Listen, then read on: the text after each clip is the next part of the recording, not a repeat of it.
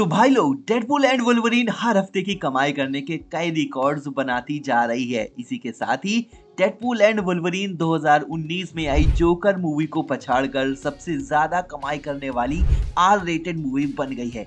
लोगों को ये बहुत ही पसंद आई है। मूवी फनी है, डेडपूल एंड वुल्वरीन का ब्रोमांस बढ़िया दिखाया गया है। ह्यू जैकमैन को उसके क्लासिक येलो सूट में देखना किसी सपने के सच होने से कम नहीं है। लेकिन गाइस, फिर भी मूवी में कुछ ऐसा था जिससे फैंस को इस मूवी ने थोड़ा निराश किया और कुछ सवालों को भी पीछे छोड़ गए। और आज की इस वीडियो में ही हम इस पर डिस्कस करेंगे। So without wasting any time, let's get started. Well guys, ये मूवी फुल ऑन एंटरटेनमेंट थी, लेकिन इस मूवी की जो सबसे बड़ी प्रॉब्लम रही थी वो है इस मूवी की स्टोरी लाइन। जी हाँ गाइज, इस मूवी की स्टोरी लाइन एकदम सिंपल थी, बिना किसी ट्विस्ट एंड टर्न्स के। जहां पहले ये सुनने में आया था कि इस मूवी की एंडिंग आने वाली मूवी एवेंजर्स सीक्रेट वॉर से कनेक्ट करेगी, पर ऐसा कुछ हुआ नहीं। मूवी की विलन कैसेंड्रा नोवा को भी काफी पावरफुल दिखाया गया, पर उसकी बैक स्टोरी के बारे में हमें कुछ भी मूवी में नहीं बताया गया कि वो वॉइड में कैसे पहुंची। वेल गाइज, उसे केवल इतना बोलकर इंट्रोड्यूस किया गया कि वो चार्ल्स जेवियर की एविल सिस्टर है। आगे बात करूं तो डेडपूल एंड वुल्वरीन मूवी में 2024 की टाइमलाइन को दिखाया जाता है, एंड जब टीवी वाले उसे अरेस्ट करते हैं तो ये बताते हैं कि उसकी टाइमलाइन डिस्ट्रॉय हो रही है क्योंकि उसके टाइमलाइन के एंकर बीइंग की डेथ हो चुकी है और वो डेथ होती है लोगन की।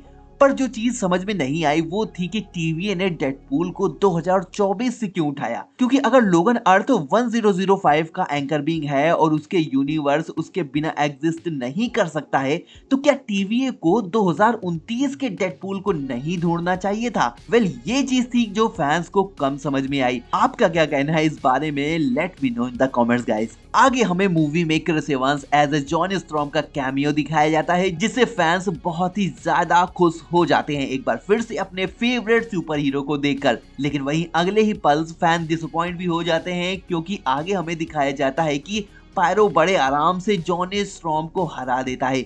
ये बात हजम करना फैंस के लिए मुश्किल है, क्योंकि ह्यूमन टॉर्च फैंटास्टिक फोर का सबसे पावरफुल सुपर हीरोज में से एक है, एंड कॉमिक्स हो या मूवीज, जॉनी को बहुत ही पावरफुल दिखाया गया है। लेकिन इस मूवी में पायरो से इतनी आसानी से हारना ये कुछ पसंद नहीं आया। एंड इस सब के बाद कैसेंड्रा नोवा ने जिस तरह से जॉनी स्ट्रॉम को मौत के घाट उतार दिया, तो उससे तो यही लगता है कि एमसीयू को फैंटास्टिक फोर्स कुछ खासा पसंद नहीं है, क्योंकि last time multiverse of madness में भी मिस्टर फैंटास्टिक को भी वांडा ने बड़े आराम से उसे नूडल्स बना दिया था। एंड आगे इस मूवी का सबसे बड़ा सवाल था कि थॉर रो क्यों रहा था।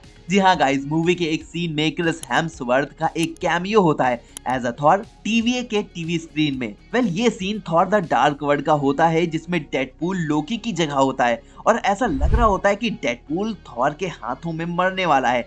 और उसी टाइम मिस्टर पैराडॉक्स बताते हैं ये फ्यूचर में कहीं होने वाला है। लेकिन थॉर के रोने के पीछे का क्या रीजन था, इसको मूवी में कहीं भी एक्सप्लेन नहीं किया गया है, जबकि डेडपूल ने इस बारे में मूवी में कई बार पूछा भी है। क्या आपको पता है कि थॉर रो क्यों रहा था? मुझे कमेंट में जरूर बताना। एंड आगे गाइस, एक सवाल दिमाग में और आता है कि X-23 वॉइड में कैसे पहुंच गई। लोगन मूवी में दिखाया जाता है कि लॉरा लोगन की डेथ के बाद बाकी बच्चों के साथ निकल जाती है, लेकिन इस मूवी में ये मेंशन नहीं किया गया है कि टीवीए ने लॉरा को उसके यूनिवर्स से प्रून क्यों किया है। चलो किया तो किया, लेकिन समझने वाली बात तो ये है कि मूवी के एंड में दिखाया जाता है कि लॉरा अब डेडपूल एंड वुल्वरीन के साथ रह जाती है 2024 में। इसका मतलब ये है कि अब अर्थ 1005 में 2 लॉरा और 2 लोगन होने चाहिए, क्योंकि अर्थ 1005 के लोगन की डेथ तो 2029 में हुई थी, एंड उसके बाद ही लॉरा को भी प्रून किया गया होगा।